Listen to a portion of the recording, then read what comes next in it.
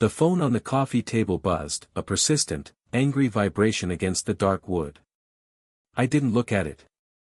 I didn't have to. The screen would be lit up with a flood of notifications from a group chat ominously named the Davis Clan.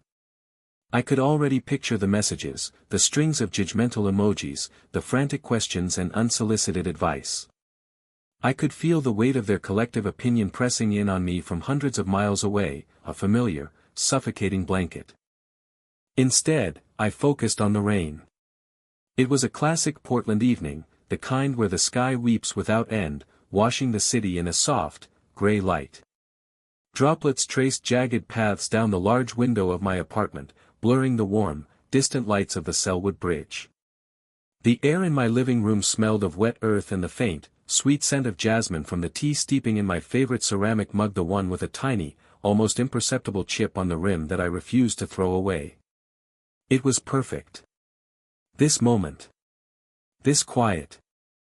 The phone buzzed again, more insistent this time. A direct call.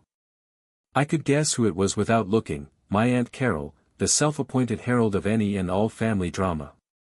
I let it go to voicemail. A deep sense of calm, as vast and quiet as the night sky outside my window, settled over me. I took a slow, deliberate sip of my tea, the warmth spreading through my chest. I looked around my sanctuary, the neatly organized bookshelf, the soft throw blanket draped just so over my worn-in armchair, the gleaming floorboards I had polished myself last weekend. This was my peace. And I had fought for it. A faint, knowing smile touched my lips as I watched the rain. They could buzz all they wanted. They couldn't reach me in here anymore. 3 weeks earlier. The sound of my key sliding into the lock of my own front door was a satisfaction that never got old. It was a solid, metallic click that signaled the end of another long Tuesday. It was the sound of safety. The sound of home. I stepped inside, shrugging off my damp trench coat and hanging it on the single, designated hook by the door. I kicked off my sensible work heels and slid my feet into a pair of fluffy slippers, sighing in relief as the coiled tension in my shoulders began to slowly, gratefully, unclench. My apartment wasn't grand by any stretch of the imagination. It was a one-bedroom on the 3rd floor of an old brick building that had probably seen better decades, but it was mine. Every single square inch of it. I had saved for 3 grueling years for the down payment, working my full-time graphic design job and then burning the midnight oil on freelance projects that bled into my weekends. I had eaten more instant ramen than any human should and had politely declined countless invitations for nights out with friends, citing deadlines or exhaustion. When the bank finally approved my mortgage, I had sat in my car and cried. Not delicate, happy tears, but big, ugly, gulping sobs of pure, unadulterated relief. For the first time in my 27 years, I had a space that belonged entirely and unequivocally to me. A space where no one could comment on my music choices, or question why I'd left a dish in the sink for an hour, or tell me I was being too quiet and ask if something was wrong. It was my haven, a physical manifestation of the independence I had craved for as long as I could remember. I moved through the small living area, my eyes performing a routine scan for anything out of place. There was nothing. The mail was stacked in a neat, orderly pile on the entryway table, ready to be sorted. The throw pillows on the sofa were perfectly plumped. The television remote was in its designated spot on the side table, parallel to the edge. This wasn't about being a neurotic neat freak, it was about control. It was the one small corner of my life where I had complete and total dominion, a stark and welcome contrast to the chaotic, well-meaning, but ultimately suffocating love of my family. My family, the Davis clan as they called themselves, operated on an open door, no boundaries policy that I found baffling. Growing up, our house was a constantly revolving door of relatives needing a place to stay for a weekend, a month, or an indeterminate amount of time. Love, in my family, was loud. Love was intrusive. Love meant your personal space was considered community property. I loved them, I truly did, but I had always felt like I was slowly drowning in their brand of affection. Moving out, and then buying this place, was my desperate gasp for air. I opened the fridge, the cool air a balm on my face, and pulled out the ingredients for a simple dinner of salmon and asparagus. As I seasoned the fish, my thoughts drifted to the mountain of bills I had just finished paying online before leaving the office, the mortgage payment that made my stomach clench, the HOA fees, the utilities, the student loan payment that felt like a permanent, unwelcome roommate. A familiar wave of anxiety washed over me for a moment.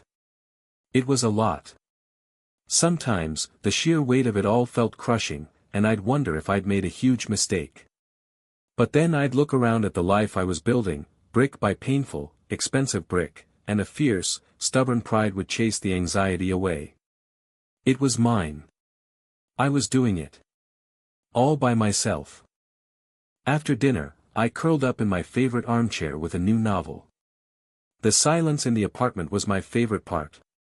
It wasn't an empty or lonely silence, it was a peaceful, contented one, filled only by the low, steady hum of the refrigerator and the distant, muffled sound of city traffic. This was my nightly ritual. My reward for surviving another day of corporate deadlines and creative compromises. It was in the middle of this blissful, hard-won quiet that my phone rang, its cheerful, upbeat ringtone shattering the peace. The screen lit up with a goofy, smiling picture of a young man with my same dark hair and my mother's eyes. Liam. My little brother. A genuine smile spread across my face, erasing the day's fatigue. Despite my deep-seated need for distance, I adored Liam.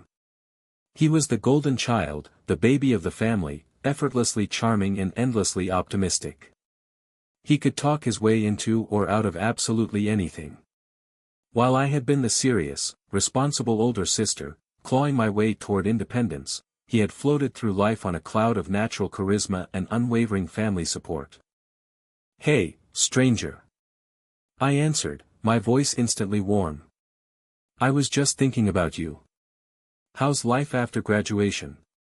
Are you officially a distinguished art historian now, or are you just annoying mom and dad full-time?" His easy laugh crackled through the speaker, a sound I hadn't realized I'd missed. Distinguished is a strong word, Mia. Let's just say I'm officially unemployed with a very expensive piece of paper. But hey, I have a diploma to prove I can talk about dead painters for hours on end. I chuckled. That's my brother. So what's the master plan? Taking the art world by storm? Or are you just going to crash on mom and dad's couch until you're 30?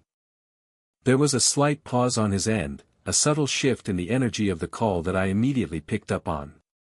It was the kind of pause that usually preceded a request. "Actually," he said, his voice becoming a little too casual, a little too smooth. "That's kind of why I'm calling." A tiny knot of premonition tightened in my stomach. I knew where this was going. I knew it with the certainty of an older sister who had heard this tone of voice 100 times before. "I was thinking I really need to get out of this small town, you know," he continued, the words starting to rush out now that the topic was broached. "The job market here is a complete joke for anything creative. I want to be somewhere with a real art scene, somewhere things are actually happening." "And Portland sounds amazing," he finished, his voice filled with a hopeful, boyish enthusiasm that was hard to resist. "And you're there, and you're doing so well for yourself. I'm so proud of you, Mia, seriously. Your apartment looks incredible in the pictures you sent mom." "Thanks, Liam," I said slowly, my grip on the phone tightening as I braced for the inevitable question. "So, I was just wondering, and this is just a crazy idea, so feel free to say no, but what would you think if I came up to Portland? Just for a little while. You know, a few months, maybe. Just long enough to get on my feet, find a job, maybe look for my own place eventually. I could crash with you. It would be just like when we were kids." The silence that followed stretched for a heart-stopping moment. In my mind's eye, I saw my peaceful, orderly sanctuary being instantly, irrevocably invaded. I pictured dirty socks on the floor, loud music vibrating through the walls at midnight, a trail of crumbs on the kitchen counter. I saw my meticulously crafted solitude shattering into a million tiny pieces. The control I had fought so hard for, slipping through my fingers like sand. The quiet, reassuring hum of the refrigerator was suddenly drowned out by the frantic, panicked pounding of my own heart. But then, another image surfaced, unbidden. Liam, at 10 years old, crying his eyes out because he'd fallen off his bike, and me, at 15, patiently cleaning his scraped knee and telling him it would be okay. Liam, on his high school graduation day, hugging me so tight I could barely breathe, whispering, "Thanks for always having my back, Mia." He was my brother. My baby brother. And he was asking for my help. How could I possibly say no? The years of family conditioning, the deeply ingrained belief that you always show up for your own, rose up and swallowed my hesitation whole. My carefully constructed boundaries, so new and fragile, crumbled to dust before they were even truly tested. Yeah, I heard myself say, the word feeling foreign and heavy on my tongue. Yeah, of course, Liam. Of course you can stay with me. The whoop of pure joy on the other end of the line was deafening, making me wince. Yes. Mia, you're the absolute best. You are literally saving my life. I won't be any trouble at all, I swear. You won't even know I'm there. This is going to be amazing. I'll see you on Saturday. Saturday, I echoed, my voice sounding distant and hollow to my own ears. We hung up, and I sank back into my armchair. The novel lay forgotten in my lap. I looked around the room, but the peaceful, contented glow was gone. A shadow had fallen over it. It was the long, familiar shadow of my family, of obligation, of a life I thought I had finally managed to escape. A knot of pure dread sat heavy in my stomach, a cold, hard stone. He wouldn't be any trouble, he'd said. You won't even know I'm there, he'd promised. I knew, with a certainty that chilled me to the bone, that he was wrong. I spent the next few days in a state of what could only be described as controlled panic. It manifested as a frantic nesting mode, a flurry of activity that was part genuine preparation and part desperate procrastination. I deep-cleaned the spare room, which until now had served as my cherished home office and creative space. Packing up my sketchbooks, my drawing tablet, and my stacks of art history reference books felt like packing away a vital part of myself. I boxed up the quiet, focused woman who worked on passion projects late into the night and replaced her with a hostess. I bought new, high-thread count sheets, a fluffy down alternative duvet, and a set of thick, hotel-quality towels, telling myself that if I made the space welcoming enough, maybe this wouldn't be so bad. Maybe I was overreacting. Maybe this time, it would be different. This was the lie I repeated to myself over and over, a desperate mantra chanted against the rising tide of my own anxiety. On Saturday morning, Liam arrived. He didn't show up with a single suitcase and a backpack, as I had naively envisioned. Instead, he pulled up to the curb in our dad's old, beat-up pickup truck, the bed of which was filled to overflowing with what looked like the entire contents of his college dorm room. There were precarious stacks of boxes filled with books, a tangled Medusa's head of electronic cables, his acoustic guitar, a bulky amplifier, and even a lumpy, oversized beanbag chair. "Hey, sis," he boomed, appearing at my side and wrapping me in a bone-crushing hug before I could fully process the scene. He smelled like stale road trip coffee and an almost aggressive level of boyish enthusiasm. The prodigal son returns. Or, well, arrives to conquer the big city. I forced a smile, my eyes wide as I surveyed the mountain of his belongings. Liam. Wow. I thought you were just bringing a few things for a couple of months. He waved a dismissive hand, as if swatting away my concern like a fly. Oh, this is nothing. Just the essentials. Can't start a new life without my stuff, you know. My heart sank. This wasn't the gear of a temporary guest. This was the baggage of a new roommate. This wasn't a few months visit, this was a full-scale move-in. It took us nearly 2 hours to haul everything up the 3 flights of stairs to my apartment. My carefully curated, minimalist aesthetic was instantly, violently, obliterated. Boxes were stacked in the hallway, creating an impromptu obstacle course. The lumpy, gray beanbag chair was unceremoniously dumped in a corner of my living room, where it sat like a dormant, monstrous beast, seeming to suck all the light and air out of the space. My sanctuary already felt cluttered, crowded, invaded. I could feel a twitch starting in my left eye. "Okay, I'm absolutely starving," Liam announced, collapsing onto my sofa and immediately putting his dusty sneakers up on my clean, wooden coffee table. "What's the plan for lunch?" "I'm thinking pizza." "Your treat, of course, to celebrate my glorious arrival." I took a slow, deep breath, counting to 10 in my head. I could already feel the fabric of my patience starting to fray. "Liam, shoes off the table, please. And I already have stuff to make sandwiches." He pouted, a theatrical expression he had perfected as a child to get what he wanted. He swung his legs to the floor with a long-suffering sigh. "Sandwiches? Mia, come on. This is a momentous occasion. The beginning of a new era. We need to celebrate properly. Let's order a large pepperoni with extra cheese, my favorite." I caved. It was easier than starting our cohabitation with an argument. As we waited for the pizza to be delivered, he regaled me with stories from his last semester of college, his booming voice filling every corner of my once quiet apartment. He didn't seem to notice my tense posture or the forced quality of my smiles. He was in his own orbit, a world where his successful big sister's home was simply a new, convenient extension of his own. The first few days were a masterclass in polite tolerance on my part. I'd come home from a long day at work to find his breakfast dishes still sitting in the sink, crusted with old cereal milk. A damp towel would be left in a heap on the bathroom floor. The TV would be blaring some mindless reality show at a volume that made the walls vibrate.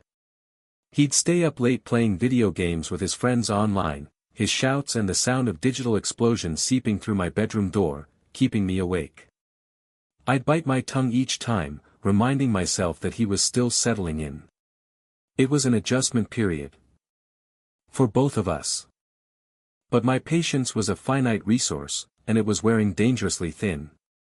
It was being stretched taut like a rubber band that was about to snap.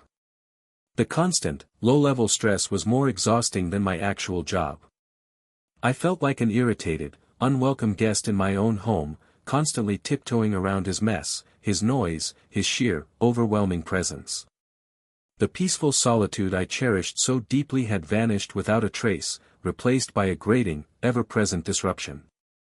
My sanctuary had become a cage I was sharing with a very loud, messy animal. I knew I had to say something.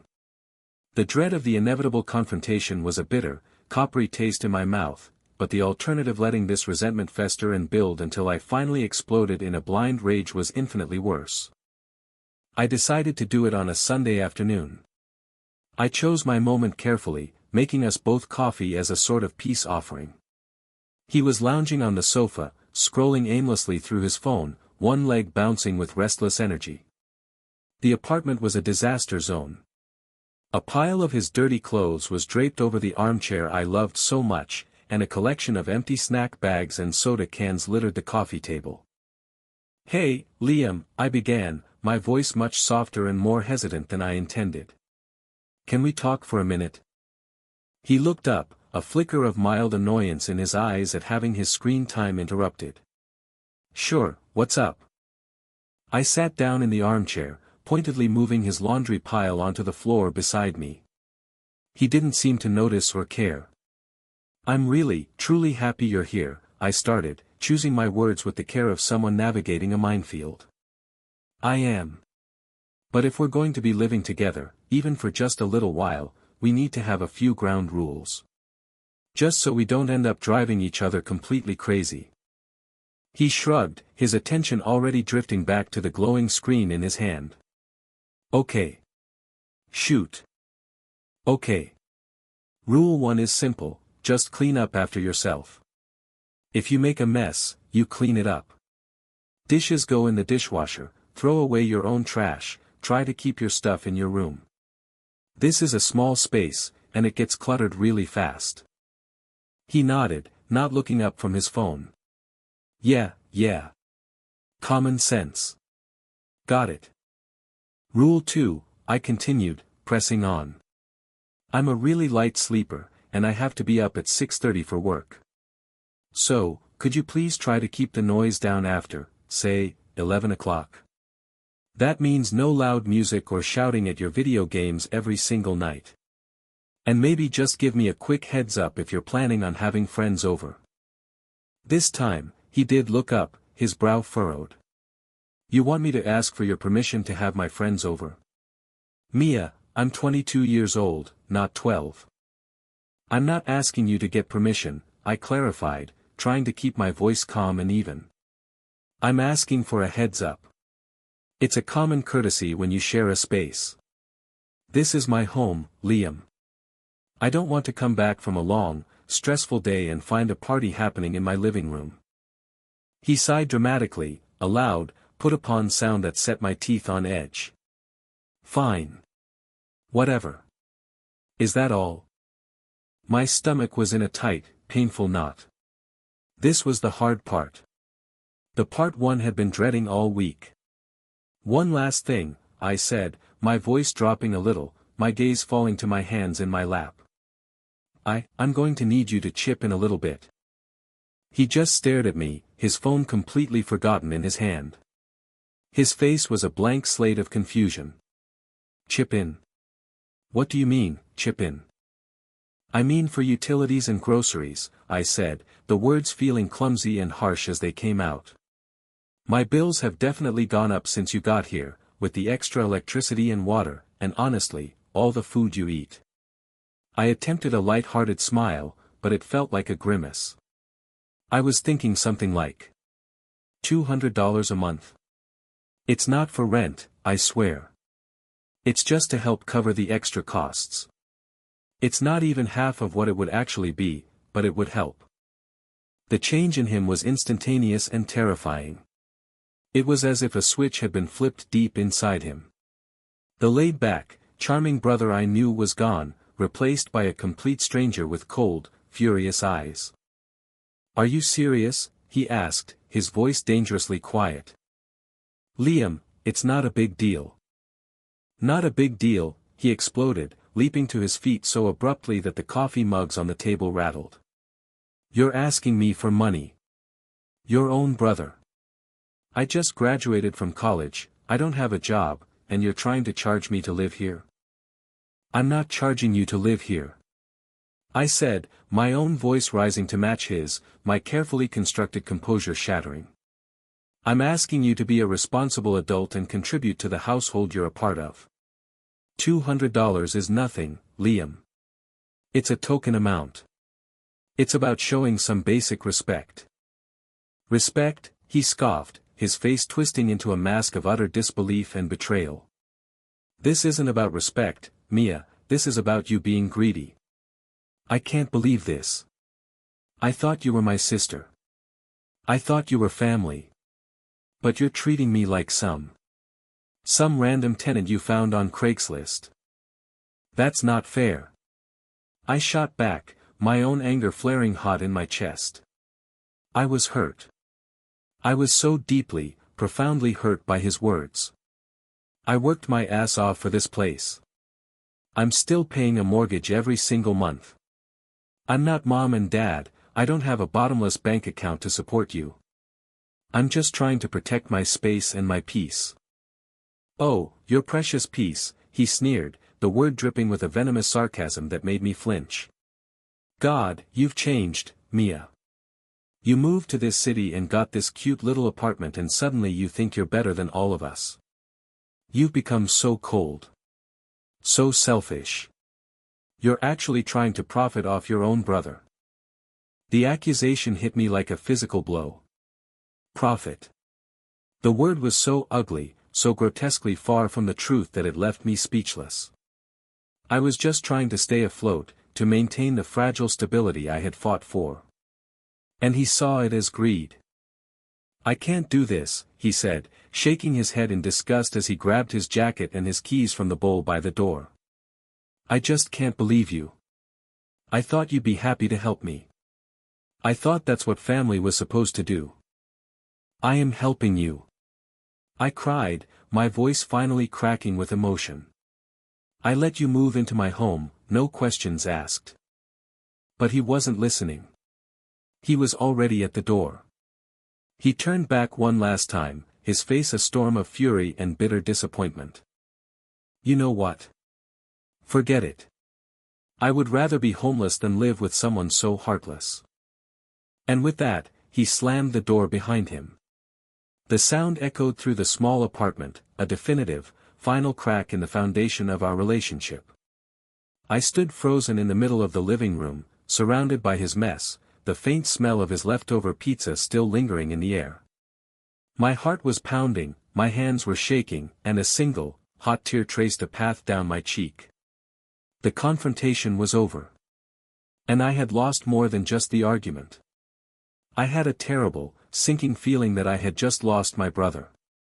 The silence that followed the slam of the door was heavier and more suffocating than any noise Liam had ever made.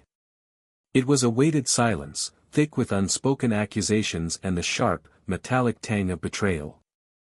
I stood there for what felt like an eternity, my body buzzing with a toxic cocktail of adrenaline and hurt. I stared at the door, half expecting him to burst back in, to say it was all a misunderstanding, to laugh it off in that easy, charming way he had that always made it impossible to stay mad at him for long. But the door remained closed. The only sound was the faint, monotonous hum of the refrigerator, a sound that used to bring me a sense of domestic comfort but now just served to emphasize how utterly and completely alone I was. I finally sank onto the sofa, my legs suddenly feeling like they were made of jelly. My eyes scanned the room, his crumpled jacket slung over a chair, his half-empty coffee mug on the table, the giant gray beanbag that looked like a slumbering, malevolent beast in the corner.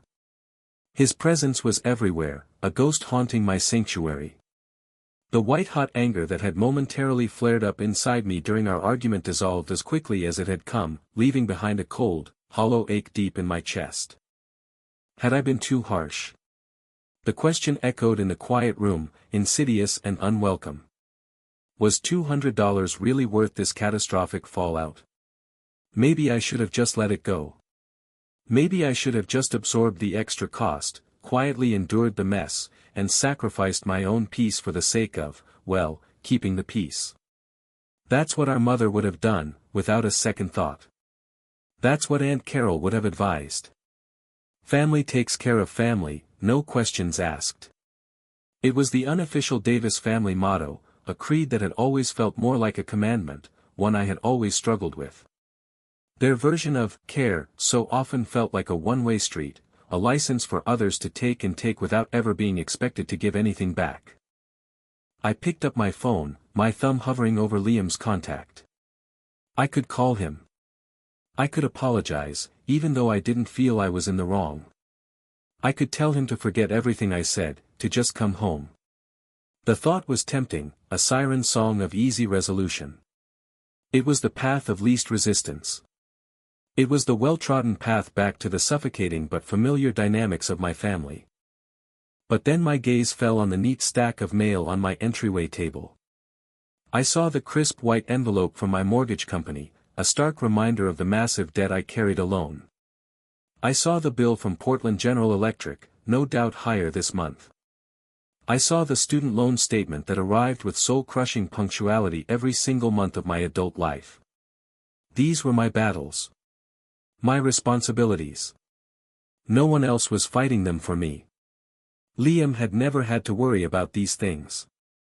He didn't understand the constant, low-grade anxiety that came with knowing you were solely responsible for keeping a roof over your own head. A different kind of feeling began to push through the hurt and the creeping self-doubt. It was a slow-burning ember of indignation. I wasn't being greedy. I wasn't being cold. I was being a responsible adult who was simply asking her brother, also an adult, to do the same. The request was never really about the money. It was about the principle. It was about him acknowledging that my resources, my time, and my energy were not infinite and that I was not an extension of our parents' bank account. It was about him seeing me not just as his perpetually supportive big sister, but as a person with her own life, her own pressures, and her own struggles.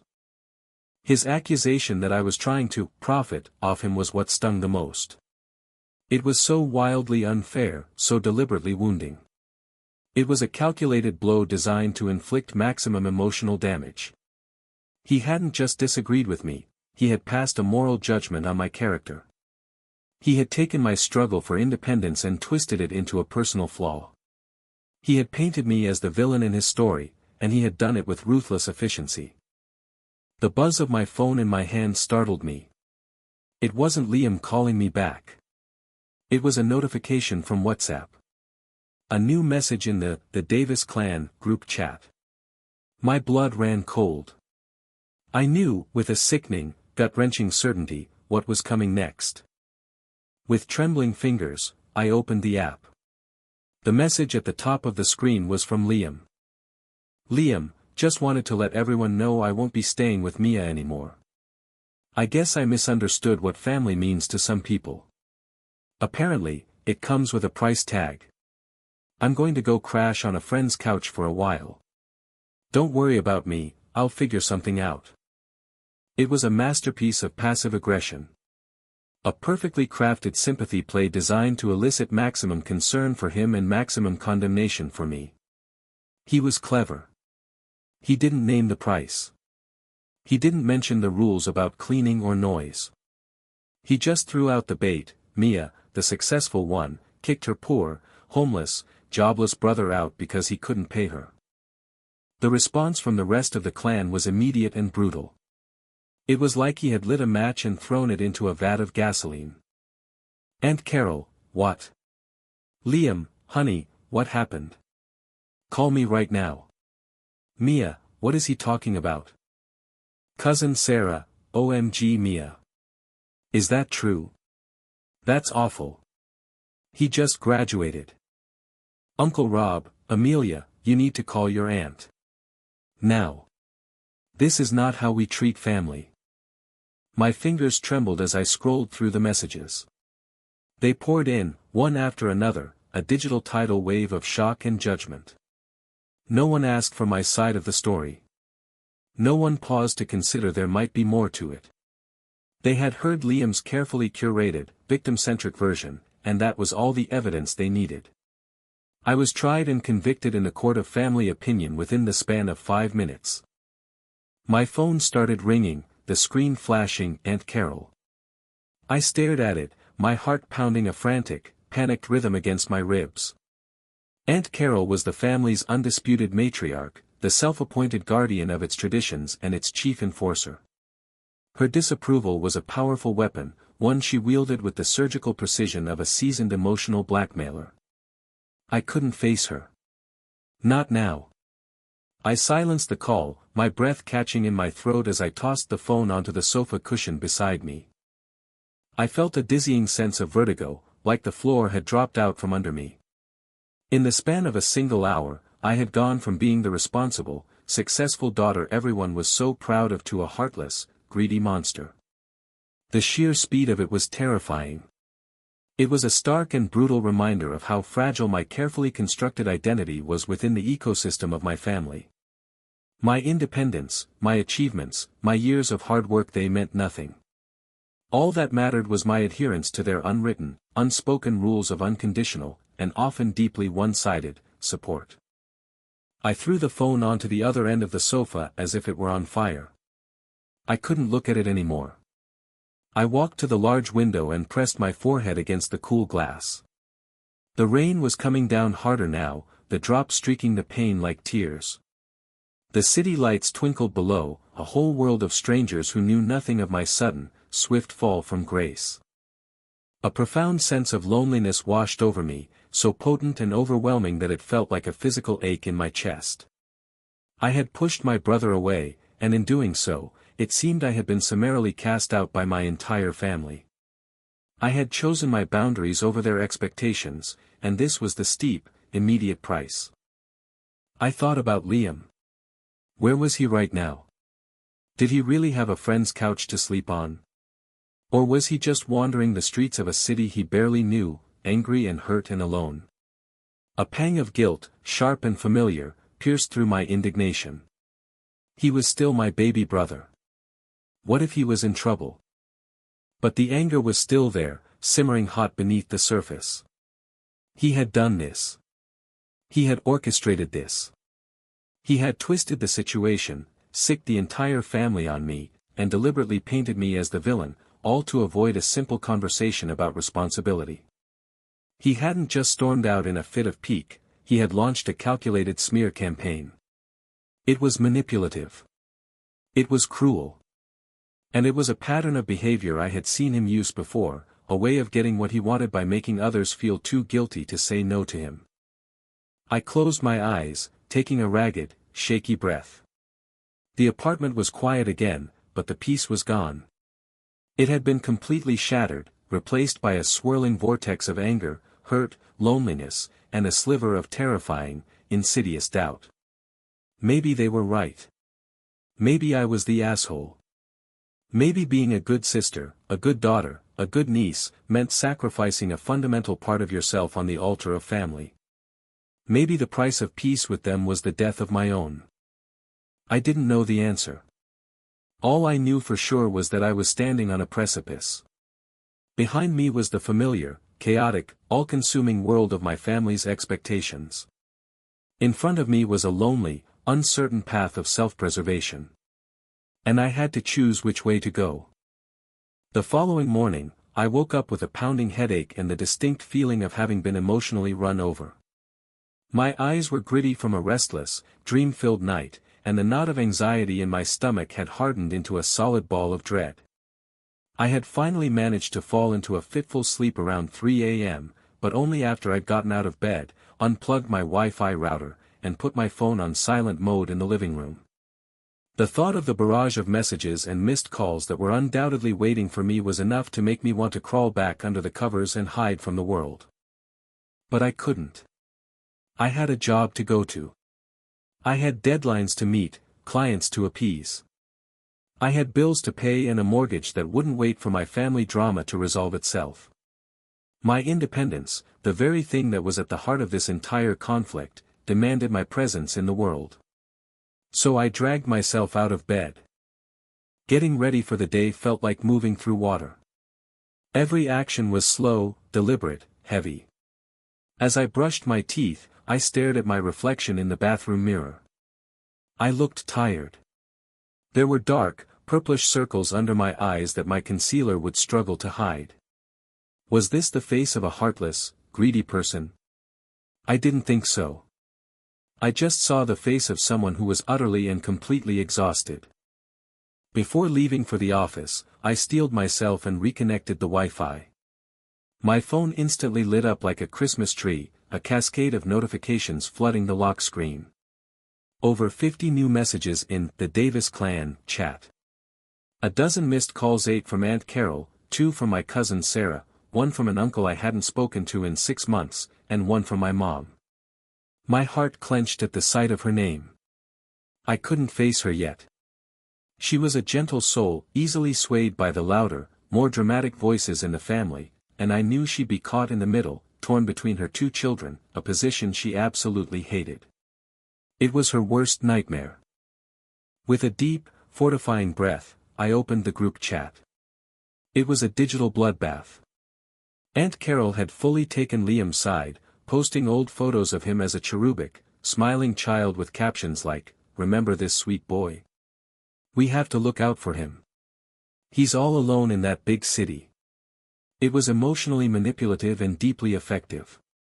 Cousin Sarah, always eager to please Aunt Carol, had chimed in with, "Some people forget where they come from the second they get a little success." So sad. It was a public shaming, a virtual tribunal, and I was the one tied to the stake. I felt a hot flush of shame and anger crawl up my neck. They were discussing me as if I weren't even in the chat, painting this grotesque portrait of a monster based on a single, biased paragraph from Liam. It was so incredibly, breathtakingly unfair. My thumbs flew across the screen as I typed out a furious, defensive reply, "You don't know the whole story." It was never about the money. It was about respect and him refusing to clean up after himself or follow a single rule. He was treating my home like a frat house. But I hesitated, my thumb hovering over the send button. What was the point? It would just be my word against his. They had already chosen their side, and Liam was a far more sympathetic character than me, the supposedly successful sister with the nice apartment. Any defense I offered would just sound like a weak, petty excuse. Arguing with them in a group chat would be like wrestling with pigs in the mud. I'd just get dirty, and the pigs would love every minute of it. With a sigh of resignation, I deleted the entire message. Instead, I did something I'd never had the courage to do before. I navigated to the group chat settings and found the mute option. I pressed mute for 1 week. It felt like a small but significant act of rebellion, a tiny reclamation of my own sanity. I couldn't control what they said, but I could control whether or not I had to listen to it. Work, for the first time in a long time, was a welcome distraction. The familiar, predictable routine of deadlines, emails, and design briefs allowed me to put my family drama into a mental box and shove it into a dark corner of my mind. I was good at my job. Here, in this office, I was competent. I was respected. My contributions were valued. Here, my worth wasn't determined by how much I was willing to sacrifice for others, but by the quality of my work. During my lunch break, however, the real world intruded. My desk phone rang, an internal call from another extension. Amelia Davis, I answered, trying to sound more professional and put together than I felt. Hey, it's Chloe. Got a free second for a tactical rescue mission? Chloe was my best friend at the office, and probably my only real friend in Portland. We had started at the company around the same time and had bonded instantly over our shared love for bad 80s horror movies and our mutual disdain for corporate jargon. She was sharp, witty, fiercely loyal, and had a finely tuned bullshit detector. What kind of rescue mission are we talking about? I asked, my voice betraying my bone-deep exhaustion. The "get you away from your desk before you spontaneously combust" kind, she said briskly. I'm kidnapping you for lunch. Tacos. My treat.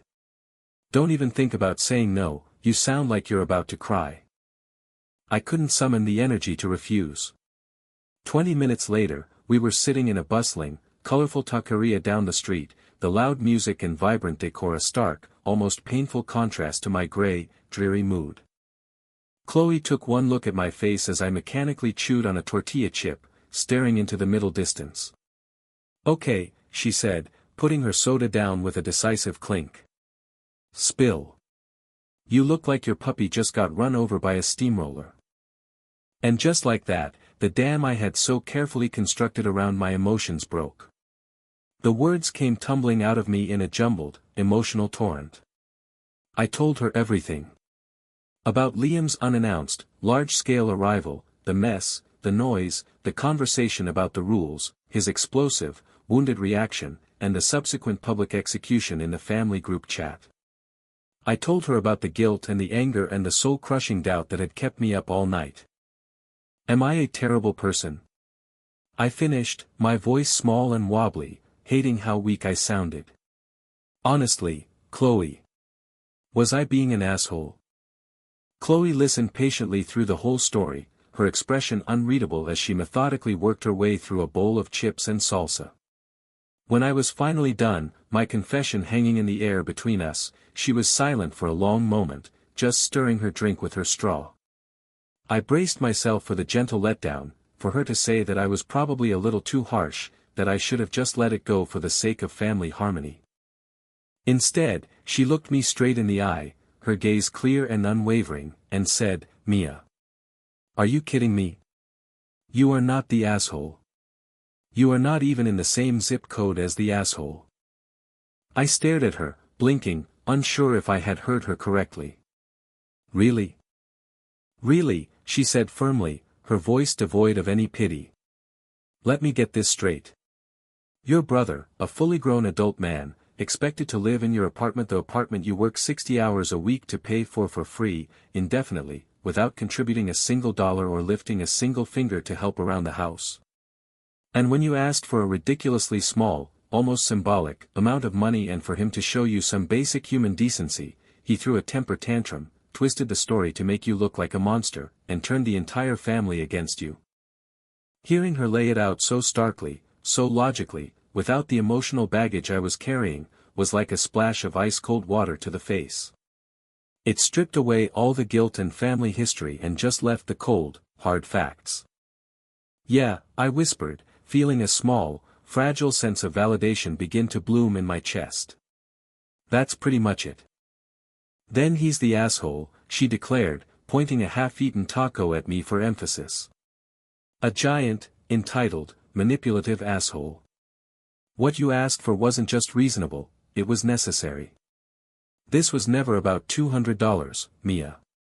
It was about respect. He doesn't respect your space, he doesn't respect your work, and frankly, he doesn't respect you.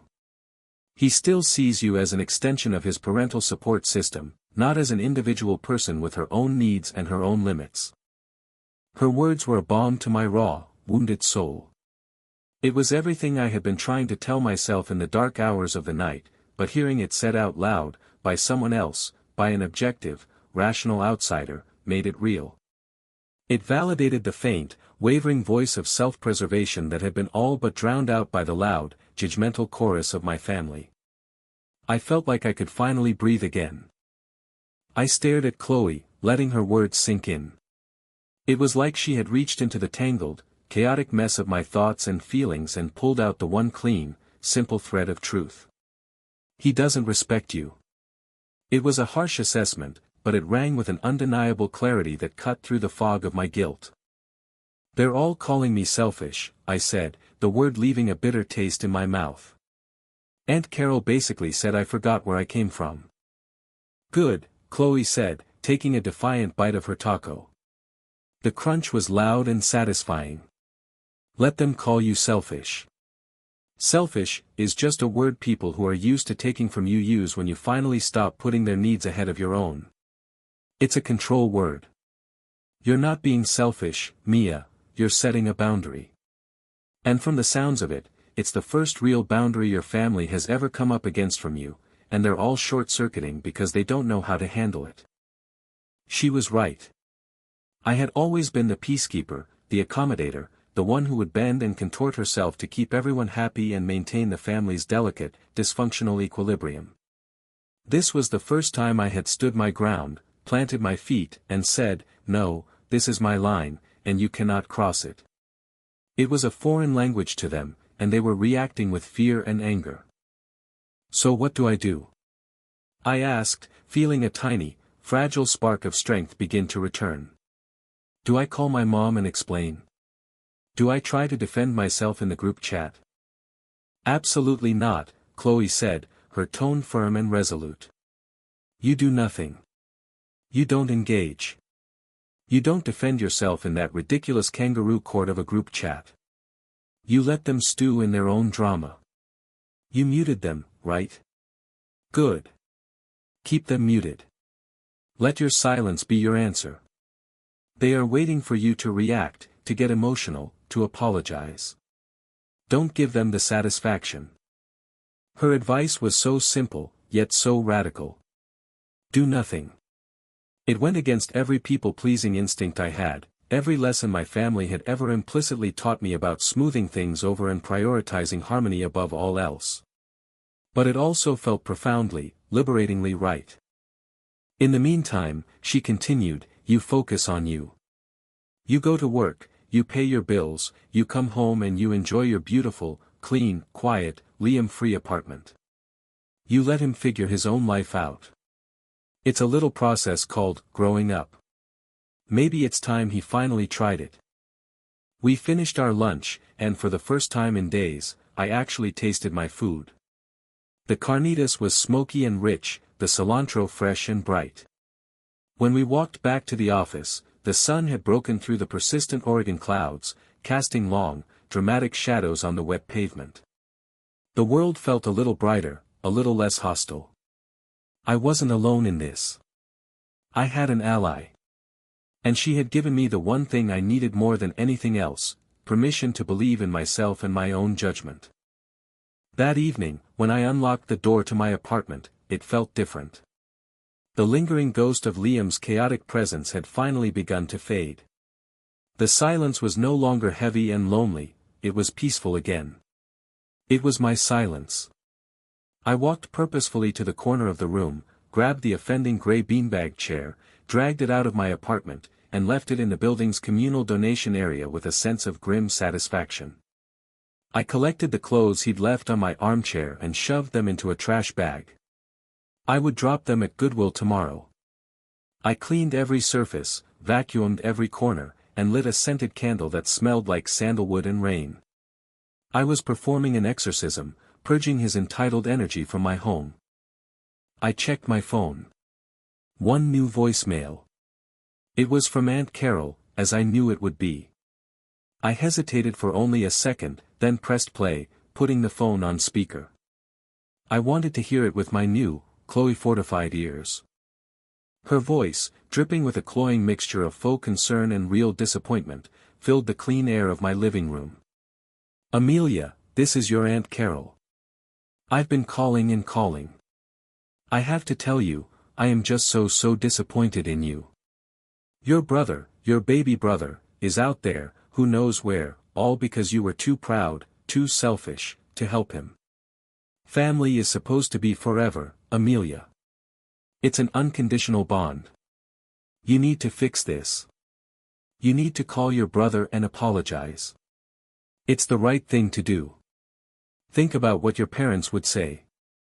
They would be heartbroken." I listened to the whole message, my face impassive. A week ago, her words would have shattered me. They would have sent me spiraling into a vortex of guilt and self-loathing. But now, filtered through the clear, sharp lens of Chloe's logic, they sounded different. They didn't sound like wisdom. They sounded like emotional manipulation. They sounded like a tool, honed over decades, designed to maintain an unhealthy, unbalanced status quo. The phrase, unconditional bond, was a red flag. To her, it meant he had an unconditional right to my resources, and I had an unconditional obligation to provide them. When the message ended, I didn't feel guilty. I didn't feel ashamed. I just felt a quiet, resolute calm. With a steady hand, I pressed the number 7 on the keypad. A cool, computerized voice announced, "Message deleted." I had made my choice. I was choosing me. The next 2 weeks passed in a strange, suspended state of quiet. The digital onslaught from the Davis clan had dwindled to a resentful silence after I failed to take their bait. I knew they were probably still talking about me, but their words couldn't reach me anymore. It was a revelation. The power they had over my emotional state was directly proportional to the access I gave them. By cutting off that access, I had reclaimed my own headspace. Aunt Carol had tried calling a few more times, but after her voicemails continued to go unreturned, she too fell silent, probably fuming in her suburban home. I received a single, tentative text from my mom during that time. "Hi honey. Just wanted to see how you are. Thinking of you. Love you." I knew it was her way of trying to bridge the gap without directly confronting the conflict or taking a side. I loved her for it, for her gentle nature, even if it sometimes frustrated me. I texted back, "I'm okay, Mom. Just busy with work. Love you too." It wasn't a lie, but it wasn't the whole truth, either. It was the best I could do for now. During this period of blessed radio silence, I poured all my energy into reclaiming my life and my apartment. I rediscovered the simple, profound joys of my own solitude. I would come home from work, put on a record me music, at my preferred volume and cook whatever I wanted without having to consider someone else's picky eating habits. I spent a whole Saturday rearranging the furniture in my living room, making the space feel fresh and new, erasing the last lingering traces of Liam's chaotic energy. I took long, solitary walks along the Willamette River, breathing in the crisp autumn air, feeling the knot of tension that had taken up permanent residence in my shoulders slowly, finally, begin to unwind. I was rediscovering myself, the person I was when I wasn't Mia, the big sister, the designated caretaker, the responsible one. I was just Mia. And I was starting to like her. It was during one of these moments of quiet, solitary reflection that I realized something profound.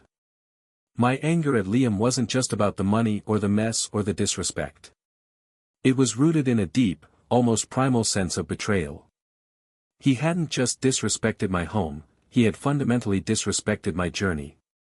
He looked at my life, the apartment I had bled and sacrificed for, the fragile stability I had painstakingly built from scratch, and he didn't see the years of struggle. He didn't see the ramen noodle dinners or the lonely weekends spent working on freelance projects. He only saw a convenient resource to be tapped, a finished product he felt entitled to. He had failed to see me, the architect of it all. And the family, their swift and total condemnation hurt for the exact same reason. They had never truly understood the cost of my independence because they had never had to pay it themselves. They lived in a world of shared resources and blurred boundaries, a comfortable, chaotic world that I had actively, and with great effort, chosen to leave. In their eyes, my success wasn't a source of shared pride, it was a deviation from the family norm. And my refusal to let Liam benefit from it unconditionally wasn't seen as setting a healthy boundary, it was seen as a rejection of their entire way of life. This realization was both deeply saddening and incredibly liberating. It meant that their judgment wasn't really about me being a bad person. It was about them being unable, or perhaps just unwilling, to understand the choices I had made and the life I was trying to build. I could stop waiting for their approval, because it was likely never going to come. Not in the way I truly wanted it to, anyway. Their approval was conditional on me remaining a part of their system, a system I had nearly killed myself to escape. This newfound clarity, this solid ground beneath my feet, was put to the test sooner than I expected. It was a Wednesday evening, about a week later. I was just finishing up the dinner dishes, enjoying the simple, meditative act of wiping down my clean kitchen counters. I had music playing softly from a small speaker, a mellow indie folk band that Liam would have called sad girl music. I was humming along when my doorbell rang. Not the intercom from the building's front door, which would have buzzed loudly, but a direct, soft knock on my apartment door itself. My heart immediately jumped into my throat. I wasn't expecting anyone. Chloe had a key, and she would have texted first. My landlord would have given me 24 hours notice. I turned off the music, the sudden silence making my heart pound even louder. I crept to the door, my slippers making no sound on the wood floor, and peered through the peephole. My blood ran cold. It was Liam. He looked different. He was thinner, for one thing.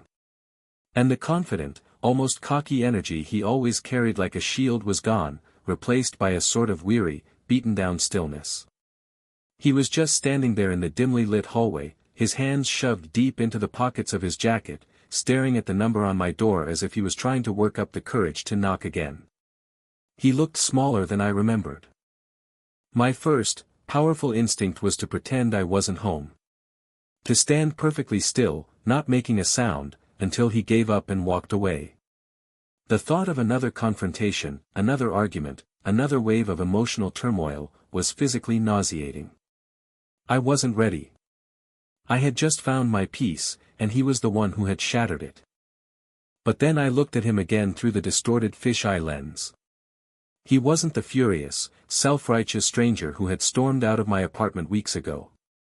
He just looked lost. He looked like my little brother. The kid whose scraped knees I used to clean. Taking a deep, fortifying breath that did little to calm my racing heart, I unlocked the deadbolt. The sound was loud and decisive in the quiet apartment. I opened the door. He flinched at the sound, startled, as if he hadn't actually expected me to answer. He looked up, and our eyes met for the first time in what felt like a lifetime. We just stood there for a long, painfully awkward moment, the air in the hallway thick with unspoken words and weeks of resentment. "Hey," he said finally, his voice raspy and quiet. He couldn't hold my gaze. His eyes darted down to the floor. "Hey, Liam," I replied, my voice surprisingly steady. I leaned against the doorframe, crossing my arms over my chest. It was a defensive posture, and I knew it. I wasn't inviting him in. Not yet. This was my territory, and he was here unannounced. Can we talk?" he asked, finally forcing himself to look up at me again. His eyes were shadowed, and for the first time, I could see genuine anxiety in them. It wasn't the performative pout of a boy not getting his way. This was something different. "Please. Just for a minute. I won't take long." I hesitated. Every self-protective instinct I had, every lesson I had learned over the past few weeks, was screaming at me to say no, to tell him it wasn't a good time, to close the door and lock it behind him. But the part of me that still loved him, the part that remembered a time before all of this, won out. It was a close battle, but it won. "Okay," I said, my voice flat. "You can come in." I stepped back, and he walked past me into the apartment. He moved with a strange, hesitant caution, as if he were entering a stranger's house. He stopped in the middle of the living room, his gaze sweeping across the space. He noticed the changes immediately: the rearranged furniture, the conspicuous absence of his monstrous beanbag chair. He seemed to shrink a little, as if the physical evidence of his erased presence was making him finally realize that this space truly wasn't his. "It looks nice," he said quietly, his voice barely audible. "Clean." "Thanks," I replied, staying by the door. I was creating distance, both physical and emotional. I wasn't going to make this comfortable for him. "What do you want, Liam?" He turned to face me, and in the clear light of my living room, I could see the full extent of how tired he looked. And I could see something else in his eyes, something I had never seen there before. Remorse. Not the theatrical, "I'm sorry you're mad at me" kind of sorrow he used to deploy to get his way. This was something different. It was raw and it was real. I came here to apologize," he stammered, the words sounding clumsy and unfamiliar coming from his mouth. "For what I said to you when I left. It was messed up, Mia. It was completely out of line and unfair." I remained silent, my arms still crossed. I was listening, but I wasn't making it easy. An apology was a start, but I had heard apologies from him before. They were often just a means to an end. "I was an idiot," he continued, his voice gaining a bit of strength as he forced himself to go on. "I was staying with my friend, Mark. The one from my programming class. And it was cool for the first week. But then. It wasn't. His roommate really hated me being there. I was sleeping on this awful, lumpy couch that smelled like old pizza.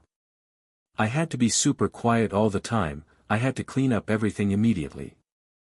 I basically had to follow all the same rules you asked of me, only I was paying Mark $300 a month in cash for the privilege of sleeping on his stinky couch." A wry, humorless smile touched my lips. I couldn't help it. Irony is something, isn't it? He had the grace to look deeply ashamed. Yeah, it is. And it made me realize. I was being a huge, entitled jerk to you. I don't know, I always thought, you're my big sister, you're successful. I just assumed you would take care of me. The way mom and dad always do. I never stopped to think about what any of it actually costs you.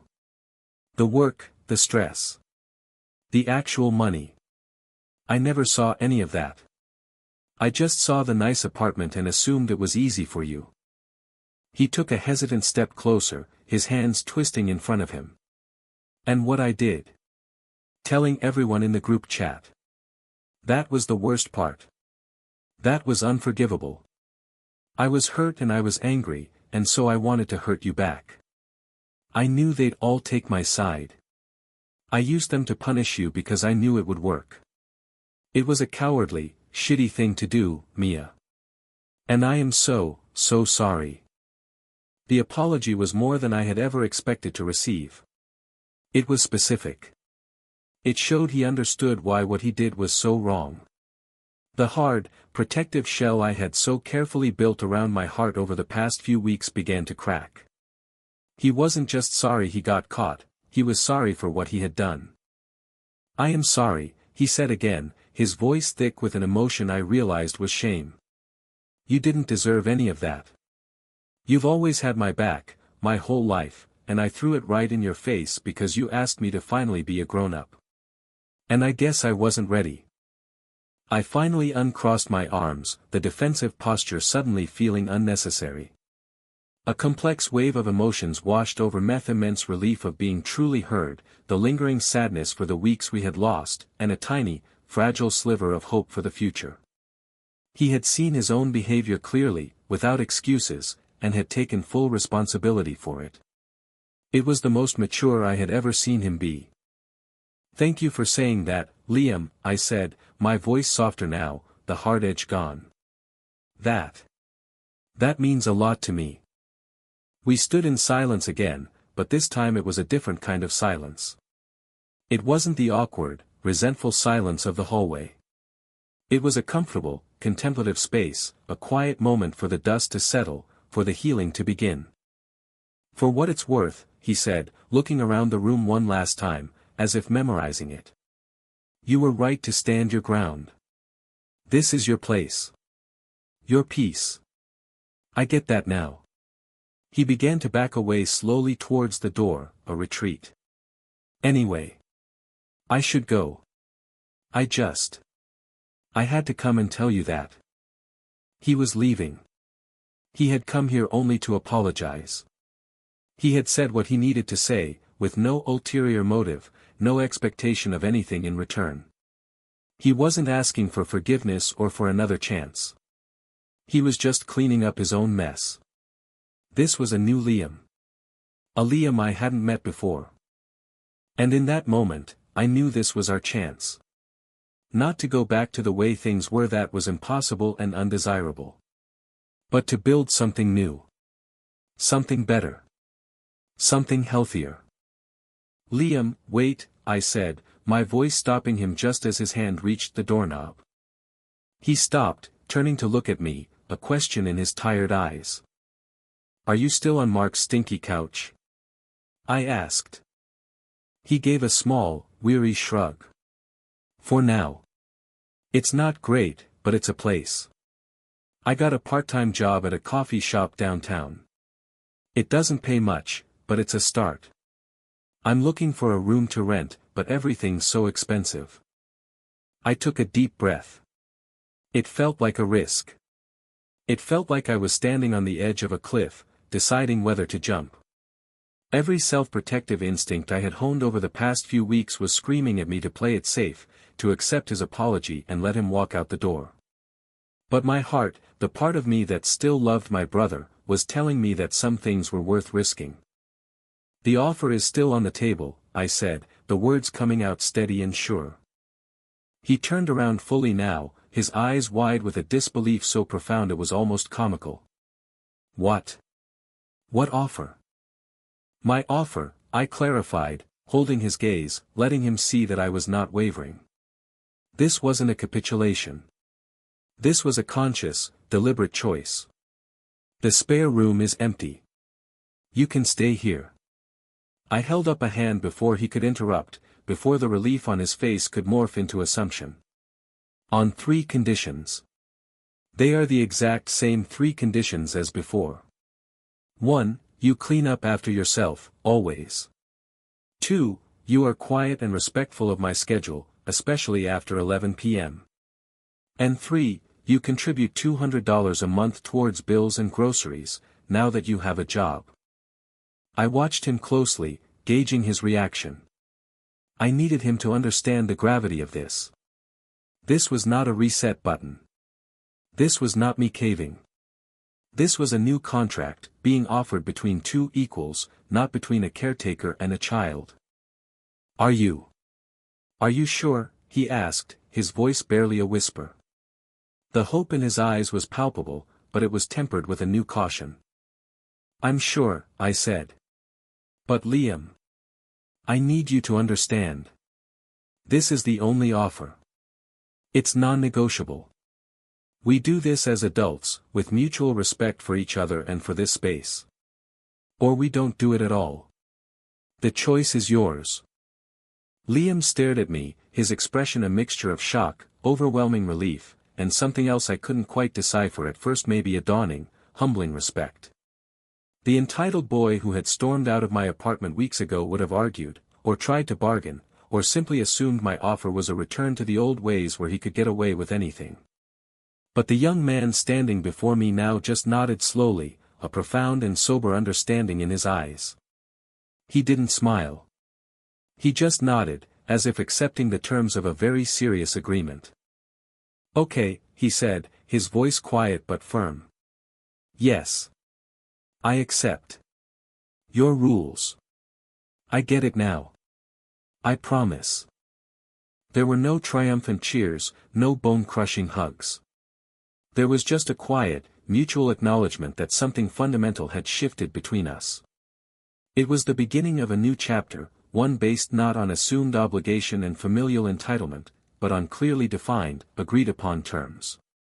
It felt fragile, but it also felt real. It felt like something we could actually build on. "Okay," I said, a small, tentative smile finally reaching my lips. "When do you want to move your stuff in?" He let out a short, self-deprecating laugh, a flash of the old Liam, but without the arrogance. "What stuff?" "I have one duffel bag, a guitar, and a very guilty conscience. I can be here in an hour." And so, for the second time, my brother moved into my apartment. The second arrival felt entirely different from the first. There was no chaos, no mountain of boxes, no sense of an invasion. He arrived with a single bag and his guitar case, both of which he immediately took to the spare room and quietly unpacked. In the days that followed, he was almost a ghost, moving through the space with a new, tentative awareness, as if he was afraid of taking up too much space, of making a wrong move and breaking the fragile truce between us. The first few days were an awkward, careful dance of navigating our new boundaries. I would come into the kitchen in the morning to find he had already eaten, washed his dish, and wiped down the counter. He wore headphones when he played his video games in the evening, the silence in the apartment only punctuated by the soft clicking of his controller. One night, around 10:30, he knocked softly on my bedroom door. "Hey," he whispered when I opened it. He was already wearing his jacket. "My friend Mark invited me out for a beer. I'll probably be back late. I just wanted to give you a heads up so you didn't hear me come in and think it was a burglar." "Okay, thanks for letting me know," I said, a genuine warmth spreading through my chest that surprised me. "Have fun. Be safe." It was such a small thing, a simple courtesy that most roommates would take for granted. But for us, it felt monumental. It was respect. He was finally, actively showing me respect. On the first of the following month, I came home from work and found a plain white envelope on the kitchen counter. It had my name on it, Mia, written in Liam's familiar, slightly messy scrawl. Inside were 10 crisp $20 bills. There was no note, no fanfare, no grand gesture. Just the money, as promised. I put it in my wallet, feeling a sense of deep satisfaction that had nothing to do with the cash itself. It was a symbol. It was tangible proof that we were building something new, and that this time, we were building it on a foundation of solid rock instead of shifting sand. Our relationship began to heal, slowly and carefully, like a fractured bone knitting itself back together. We started talking again, not just about household logistics like whose turn it was to buy milk, but about our lives, our hopes, our fears. He would tell me about his bizarre customers at the coffee shop, doing hilarious impressions of the tech bros who ordered impossibly complicated drinks. I would tell him about my frustrating clients at work and the absurd feedback they gave on design projects. We discovered that, as adults, we actually had a lot in common. We found a new rhythm, one that was far more harmonious and mature than the chaotic, one-sided dynamic of our past. My apartment started to feel less like my solitary fortress and more like a shared, peaceful home. One Saturday, a few weeks into our new arrangement, my phone buzzed with a notification. My stomach did its familiar, conditioned clench when I saw the alert was from the Davis clan. I had forgotten to renew the mute setting, and my first instinct was to silence it again, to avoid whatever drama might be brewing. But curiosity got the better of me. When I looked at the screen, it wasn't a message of condemnation or a passive-aggressive jab. It was from Liam. He had posted a picture. It was a selfie of the two of us, taken in my living room just the day before. We had been laughing at some stupid video online, and he had captured the moment.